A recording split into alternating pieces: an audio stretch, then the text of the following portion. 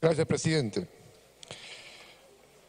En primer término, quiero mencionar, presidente, que en la exposición hecha hoy día por la señora ministra hemos visto un enunciado de proyectos, de posibilidades, de ofrecimientos, que si estos se cumplen, qué feliz estaría el país. Pero ¿qué hemos visto hasta el momento? Hemos visto posiciones o situación que hoy día el país está semiparalizado, donde hay conflictos sociales, donde hay huelgas, donde hay la delincuencia campea, hay un sinnúmero de problemas que no se están solucionando. Y es por eso que yo espero, realmente espero, que este nuevo gabinete, al mando de la ministra Arauz, tenga la suficiente capacidad y la posición de ir catapultando el país hacia adelante. Bajo los enunciados que hoy día escuchamos, presidente, quiero referirme principalmente a uno, y de manera sucinta en los siguientes puntos. Algo que es indignante y que realmente es una noticia de todos los días y con bastante frecuencia, la violencia familiar. Hemos escuchado, y esto no me refiero, presidente, por el hecho de que estamos viendo últimamente o estos días a una señorita que la han arrastrado por las calles de Miraflores, sino me refiero a las miles de mujeres que han sido violentadas aquí en el país. Y hemos escuchado de la señora ministra hoy día decirnos que se va a crear los registros para poder, digamos, visualizar y de manera pública se pueda ver quiénes son las que han sido atacadas como los atacantes. Pero creo que esto no es suficiente. Yo creo que debemos tener un ministerio público que se le dote de mayores recursos para poder conseguir, para que puedan tener un mayor número de médicos forenses, un ministerio público donde pueda emitir sus informes en una manera más rápida. Aquí yo creo que tenemos que tener una manera conjunta de un legislativo, de un ejecutivo, de un poder judicial que realmente haga trabajo para poder acabar con esta insanía que existe en el país, que significa la violencia contra la mujer o la violencia familiar. Por otro lado, quiero hablar, presidente, de la inserción laboral juvenil y el programa Trabaja Perú. Son 120 millones de soles que se han determinado para este proyecto y es bueno, pero porque son proyectos que prácticamente para las regiones que no han sido afectadas va a quedar en el país, porque definitivamente sabemos que la reconstrucción del norte del país es una prioridad, lo entendemos, pero... Minuto adicional. Presidente, creo que me han descontado los 2 minutos de... Ya, gracias. La reconstrucción del país es una atención prioritaria, lo sabemos, pero también las demás regiones necesitamos programas, proyectos para poder seguir teniendo obras y poder generar recursos económicos en la región. Tenemos el Ministerio de Vivienda, que ha determinado que no serán evaluados proyectos que no sean de las regiones afectadas. Entonces, ¿qué hacemos las demás regiones, presidente? Se habló también de las cárceles productivas, que no sean las escuelas del delito, pero esto definitivamente tiene que también tener una solución de que no se trate de hacer mega cárceles o mejores cárceles. Quizás debería ser al revés, tengamos menos delincuencia. El tener presos al país, al Estado le cuesta un mundo de plata, ¿no? Tenemos menos delincuencia y tenemos menos cárceles. Se habló del bloqueo de los teléfonos robados, teléfonos bloqueados, ¿no? Y yo pregunto, ¿por qué no bloqueamos los teléfonos que usan los delincuentes dentro de las cárceles? Hace 10 años que estamos en esta situación y hasta ahora no se puede solucionar ese problema. Quiero referirme a mi región Tacna, presidente. Tacna es la primera... Minuto final. Agroexportadora de aceitunas del país. Tiene el 48% del PBI regional de Tacna. Son casi 25.000 hectáreas de aceitunas y tiene la población de La Yarada, donde se encuentran estos cultivos, que fue creada distrito ya hace 2 años y que el año pasado, en octubre del año pasado, hubo una moción que el Congreso exhortó a la PCM para que esta región, estos distritos fuera implementado, tuviera su saneamiento básico. pero hasta ahora no hay una respuesta. Es un distrito abandonado cuando es considerado un distrito fronterizo, el más cercano que tenemos a la frontera con Chile. Por otro lado, tampoco he escuchado, presidente, que la ministra hable del tren que tiene Tacna Arica, cuando hay una ley que declara de necesidad nacional y de necesidad pública e interés nacional. Ese tren que va a generar desarrollo económico para la región. Por otro lado, un tema sensible y de sensibilidad, mejor dicho, la deuda social para los miles de maestros jubilados, cesantes, que están esperando que se les cumpla con ellos. Hace años que están esperando que tengan ese pago con sentencias consentidas, con sentencias ganadas, y que hasta ahora el Estado no cumple con ellos. Gente que se está muriendo, gente que está pensando solamente en recibir ya a esta edad, recibir su liquidación, su deuda, para poder seguir viviendo por medicinas, por salud. Ojalá haya una sensibilidad y no solamente los 200 millones que se han establecido para el presupuesto del próximo año. Muy bien. Cita minuto adicional de su bancada, porque quiero hacerle recordar que las interrupciones se le descuentan al orador que la concede según el reglamento. ¿Ya? Eso está establecido hace tiempo. Un minuto adicional a nombre de su bancada. De bancada, presidente, por favor, los 2 minutos Gracias.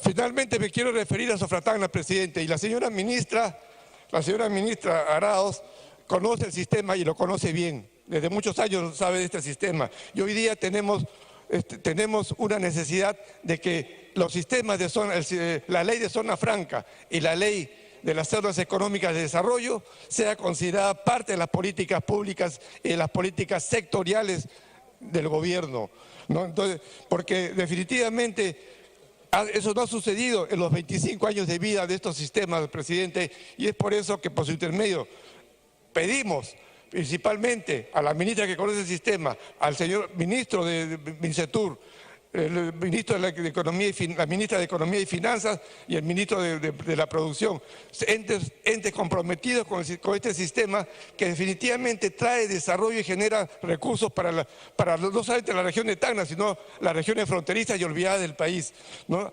Hablamos que... Ahora sí, ya culminó, señor Martorell. Salvo que no sé si está el vocero, la congresista Milagros Salazar. ¿Puedo dar un minuto adicional de la bancada? Todavía quedan unos 15 minutos. Congresista Martorell, un minuto adicional. Solamente el día de mañana tenemos una reunión con el señor ministro de Salud, con quien vamos a hacerle la presentación de un problema que existe con la importación de alimentos y de cosméticos, que tiene que ver con su sector, y que hay en este momento un problema que está generando en los comerciantes, esos pequeños microcomerciantes que bajo el sistema de Sofratacna, que hoy día están impedidos de poder realizar su actividad comercial y que está generando realmente problemas. Yo espero que haya una voluntad abierta de poder solucionar lo que hace 10 meses estamos atrás sin poder avanzar hasta el momento. Por otro lado, tener la Sofratacna, la zona franca de Tacna, es la única zona franca en el mundo creada y que no se le puede recibir inversión extranjera, cuando justamente ese es el motivo por el cual una zona franca es creada, para atraer la inversión extranjera, además de la nacional. Yo creo que, solamente para terminar, presidente, y decir que yo creo que los señores ministros deben evaluar los sistemas de zonas económicas de desarrollo y la ley de zona franca de Tacna. Gracias, congresista. Tiene la palabra el congresista Pariona, 5 minutos.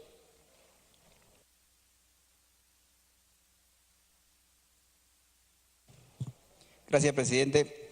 Quiero empezar, presidente, en primer lugar saludando a la señora Premier y a todos los ministros presentes. Yo he podido notar, presidente, que en un año de gobierno que ha pasado, 1 año y 2 meses, he visto un exceso en compromiso por parte de este gobierno.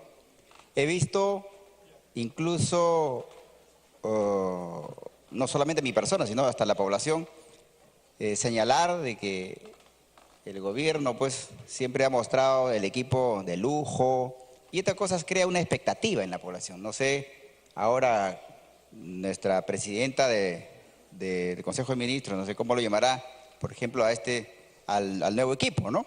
Sin embargo, Yo quiero también mencionar la frase o la palabra de nuestra premier en lo que habla o se refiere a la revolución social. Y ese es un término, o sea, es un concepto que realmente, ojalá que no sea un discurso, porque esto nos retrotrae, por ejemplo, a un concepto que ha sido utilizado por los grupos anarquistas, donde definitivamente esto se veía más allá de lo político o económico, ¿no? En la que incluso se compenetra con la población, con las vidas de las personas. Entonces, yo no quiero que sea solamente un discurso. Sin embargo, quiero también señalar, como muchos de mis colegas de la región Junín han hablado de la cartera central. La cartera central, presidente, por su intermedio a nuestros ministros de transporte, a la premier también, es que hasta ahora hemos visto solamente un discurso. Hay un compromiso, ojalá que este año se pueda ya tomar acciones para poder resolver esa gran necesidad que espera la región centro. Por otro lado, quiero decirle a nuestra presidenta del Consejo de Ministros que en su discurso también ha mencionado sobre la promoción, el turismo. Y una de las formas de promover el turismo ha dicho claramente que es promoviendo la conectividad con la conectividad aérea. Y en esto quiero yo trasladarle el mensaje de la región Junín, de la Selva Central específicamente. Tenemos un aeródromo en Mazamari, ministra, tenemos un aeródromo de que en el año 1998 ya estaba en manos del Ministerio de Transportes y Comunicaciones. Sin embargo, desde ese año no se ha hecho nada, no se ha avanzado, porque sí, en el convenio hablaba de mantenimiento, de mejoramiento. Y yo quiero aprovechar este espacio porque la Selva Central, si bien es cierto, ministros, yo quiero por lo menos hacer constar aquí, delante de todos los colegas presentes, la Selva Central ha sido afectada por la subversión muchos años y hasta ahora la población no recupera. Sin embargo, después, luego viene la mosca y la fruta que afecta los cítricos, la naranja, y a pesar que la región Junín produce el 75% de volumen de todo, o sea, a nivel de todo el Perú, que aún no exportan, y cuándo exportarán, porque hasta liberar esa zona va a pasar muchos años. Ese es un gran problema. El otro problema es la roya amarilla del café. Y eso también nos trae otro problema que incluso para recuperar unos 5 o 10 años. Entonces tenemos una gran oportunidad ahí para poder llevar los vuelos comerciales. Yo creo que el Estado podemos ahí impulsar esa gestión y solamente se requiere, presidenta, es presupuesto para empezar a hacer el estudio. Y con esto estaremos ayudando a la población incluso de la zona del BRAE. Tanto que se habla del BRAE. Al BRAE no hay que mirarle del costado, ministros, no hay que mirarle de costado, hay que mirarle de frente. Si nosotros vamos al BRAE y encontramos una realidad, lo que justamente nuestros colegas han podido hacernos ver el día de hoy, algunas imágenes, cómo se encuentran nuestros alumnos, niños, si hablamos de educación, salud, y en agricultura falta mucho por hacer. Entonces, ministro, yo lo que quiero, asimismo también, hablar de los agricultores en el sector agrario.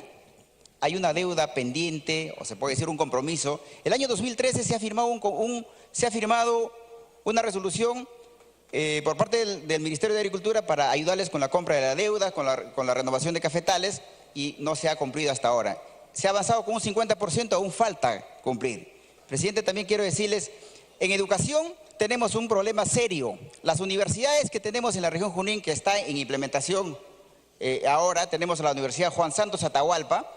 Yo quisiera que en esto el ministro de Educación nos pueda ayudar y ahí a impulsar a que esto de verdad funcione este año. Ya se ha presentado en los primeros meses de este año. Minuto adicional.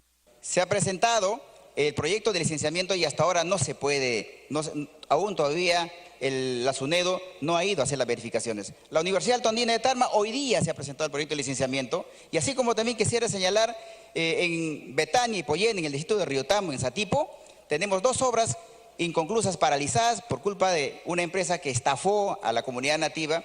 Desde el año 2014 esa obra está paralizada y el juicio no sé cuándo concluirá, cuándo acabará, se pasará 5 o 6 años y no puede estar abandonado, ministros. Tenemos que hacer algo para culminar esa obra y de esa forma cumplir con los pueblos de los pueblos originarios, pueblos indígenas que esperan de verdad mucho más de nosotros. Asimismo, tal vez quiero reiterar de que esa mirada hacia la zona del Bray, no olvidamos de que el narcotráfico aún no se ha trabajado mucho. Hemos visto acá cuatro líneas nada más nos ha expuesto en su mensaje nuestra presidenta del Consejo de Ministros. No habló mucho del narcotráfico, pero sin embargo, la zona del N hasta Atalaya no tenemos, por ejemplo, ahí comisarías.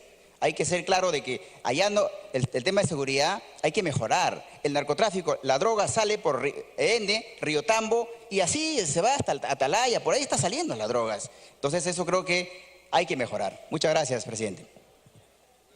Gracias a usted, congresista. Tiene la palabra la congresista Liliana Takayama por 7 minutos.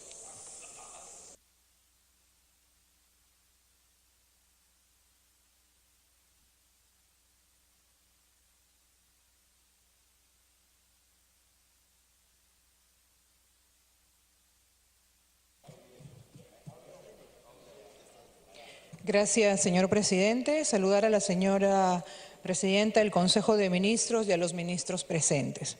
Señora presidenta, a través suyo, señor presidente, estamos inmersos en un proceso de reconstrucción con cambios, sin precedentes en el Perú, que requerirá de una inversión de 25.655 millones de soles.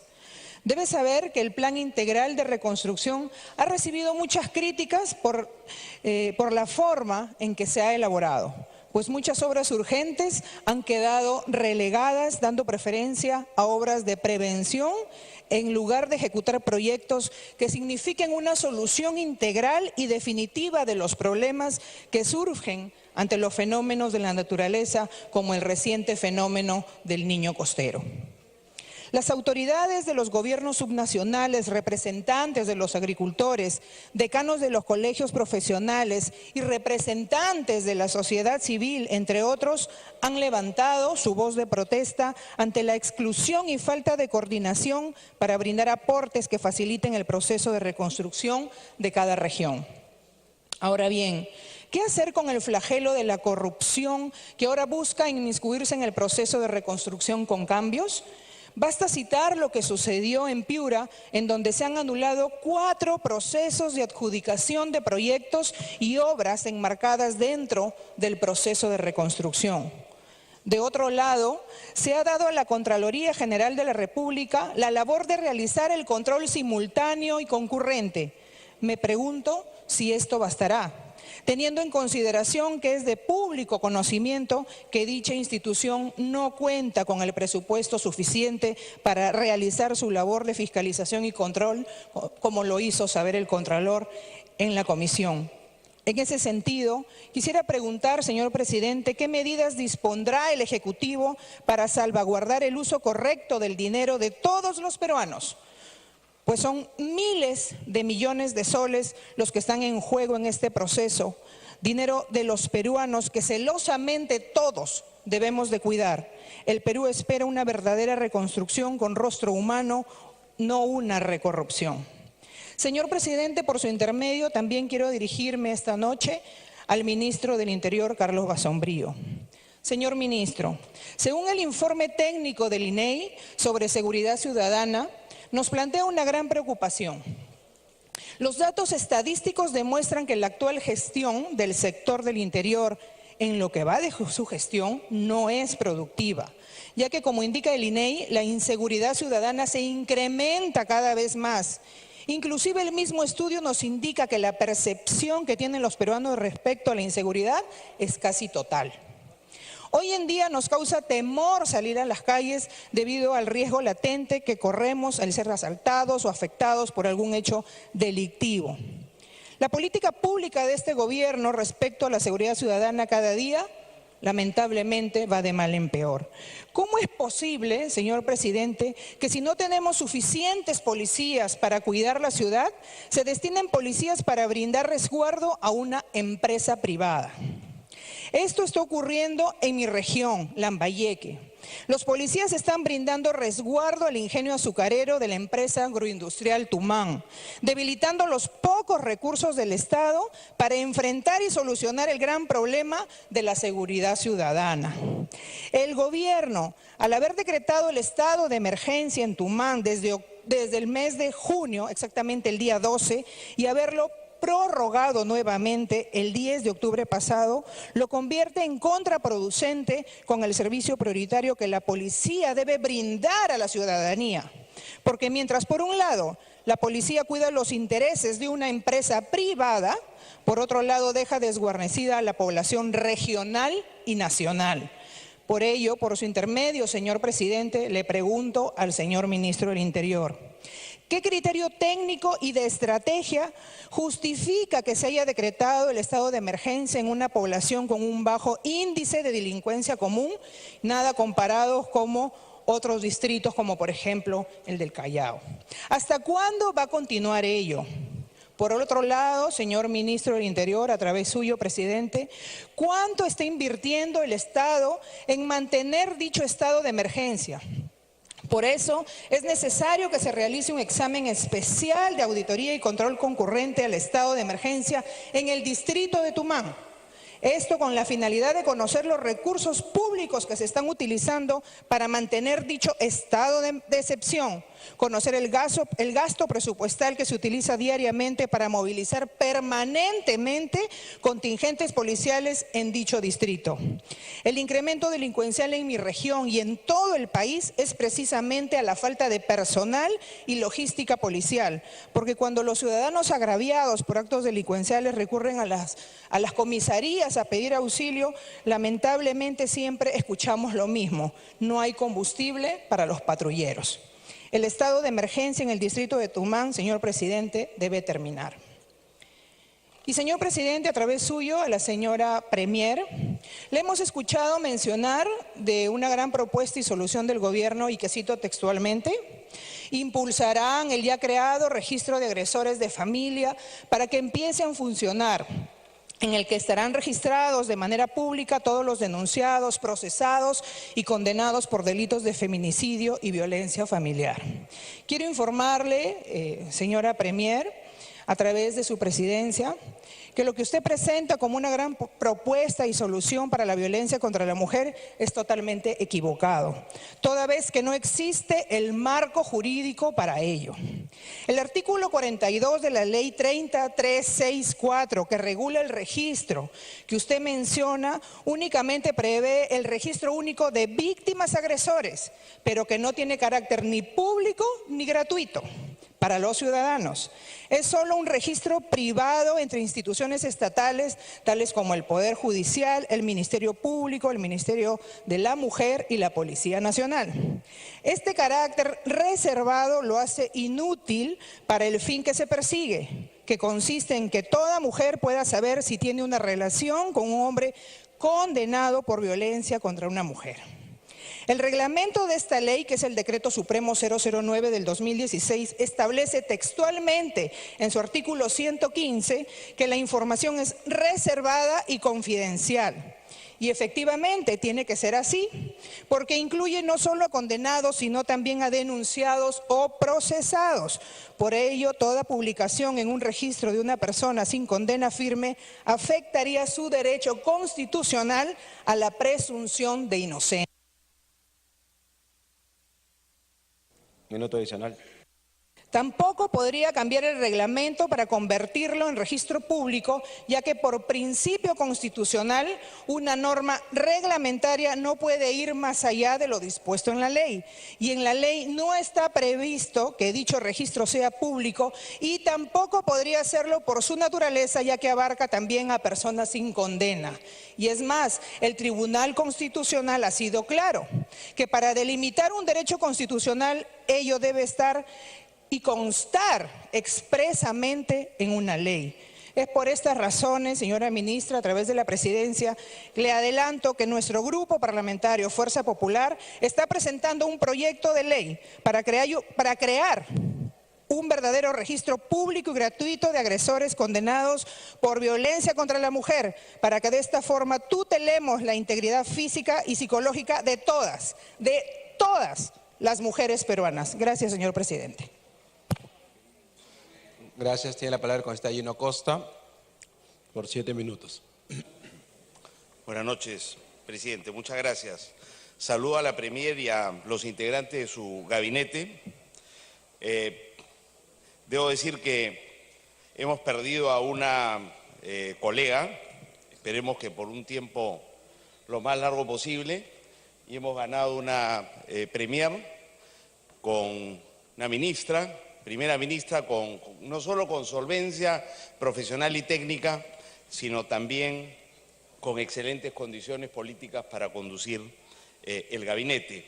Ella ha hecho una muy buena presentación de la hoja de ruta de lo que será su gestión al frente del gabinete, muy ordenada, muy detallada y muy convincente. Felicitaciones por ello. Yo quisiera hacer un par de comentarios, uno referido a los cambios en la percepción ciudadana sobre el peso de la delincuencia en la vida de todos nosotros.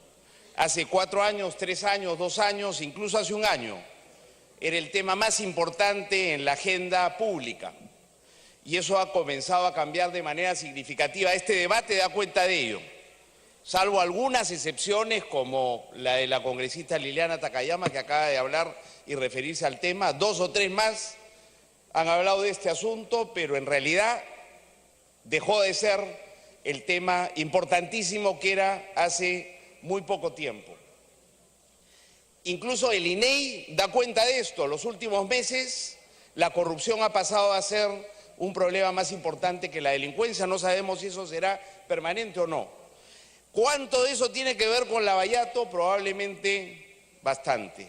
Pero también tiene que ver con las decisiones de política adoptadas por este gobierno para enfrentar la criminalidad común y organizada. Y a eso me quiero referir. Ese es el resultado de una combinación de medidas represivas y de medidas preventivas, a las cuales se ha referido la Premier en su presentación.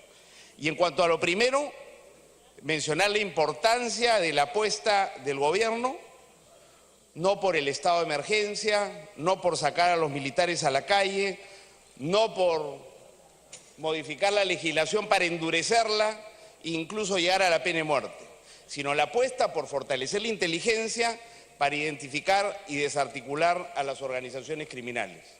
En un año, 86 megaoperativos, 81 organizaciones criminales desarticuladas en casi todas las ciudades del país. Casi 1.200 de los más peligrosos delincuentes y de los más violentos sacados de la calle y recluidos, la mayoría de ellos en los centros penitenciarios, gracias a un trabajo de inteligencia de muchísima calidad. El mismo que hace 25 años nos permitió derrotar a Sendero, nos está permitiendo hoy día frenar a las organizaciones criminales y próximamente derrotarlas, esperamos. Y esto combinado con una estrategia preventiva que combina barrio seguro, la mejora de la vigilancia y el patrullaje policial, la organización vecinal para la seguridad ciudadana, incluyendo en el campo el trabajo con las rondas campesinas. Vale la pena entonces reconocer ese esfuerzo, la corrección de la estrategia adoptada por el gobierno y señalar que esto requiere continuidad de políticas, continuidad de equipos, porque el trabajo que se viene haciendo está produciendo resultados. Yo quiero aprovechar para referirme a un segundo asunto, que es el de la corrupción. Algunas personas han dicho aquí que estamos perdiendo la guerra contra la corrupción, incluso que hay por parte del gobierno pasividad frente a la corrupción. Eso no es verdad. En primer lugar, la mejor garantía de que esto no es así es tener un presidente y un equipo ministerial con una hoja de vida y una hoja profesional absolutamente limpia, ¿no es cierto? Gente íntegra como la que constituye el gabinete que acompaña a Mercedes Araoz hoy. Es la condición sine qua non para evitar la corrupción. En segundo lugar, presidente, mencionar que en estos 15 meses no hay nada que achacarle al gobierno. Un escándalo de un asesor presidencial que en pocos días estaba en su casa. Y en segundo lugar, el caso Chinchero, donde el Estado no desembolsó un sol. Eso es todo lo que hay atribuible al gobierno en este terreno. En tercer lugar, quiero señalar la importancia de tener un gobierno que respeta la independencia de los poderes, no solo del Poder Legislativo, sino también del Poder Judicial y del Ministerio Público. Nosotros apostamos por darle a estas instituciones todos los recursos, no interferir con ellas, favorecer la coordinación, la mejor coordinación posible entre los órganos de justicia, y hay un proyecto de ley en la Comisión de Justicia para garantizar que esa coordinación que ya está siendo promovida por el Ministerio de Justicia se consolide y se institucionalice, pero sin interferir en forma alguna en las decisiones de jueces y fiscales. Y también hemos propuesto la necesidad de reformar el Consejo Nacional de la Magistratura, que es quien nombra a jueces y fiscales y los sanciona si esto es necesario. Y ojalá que en ambas cosas, en la coordinación de los órganos de justicia y en la reforma del CNM, el Congreso cumpla el rol que le corresponde, porque hay dos proyectos de ley en sus manos para trabajar en este tema, pero siempre respetando la independencia de poderes.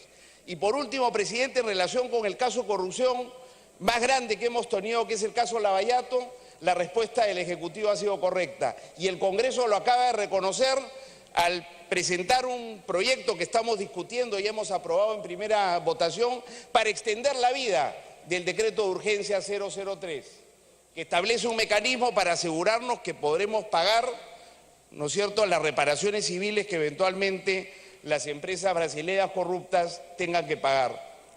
La mejor demostración de la pertinencia y de la adecuación de esta iniciativa legislativa, el decreto de urgencia, me refiero 03, que ahora se convierte en ley, es el hecho de que a consecuencia de ella y otras acciones del gobierno en lucha contra la corrupción, Odebrecht ha demandado internacionalmente al Estado peruano por el decreto de urgencia, por haber cobrado la carta fianza del gasoducto y porque SUNAT está embargando las cuentas de esa empresa para asegurarse el pago de las deudas tributarias. O sea que ninguna complicidad, ninguna pasividad y mucho menos ninguna derrota en la lucha contra la corrupción.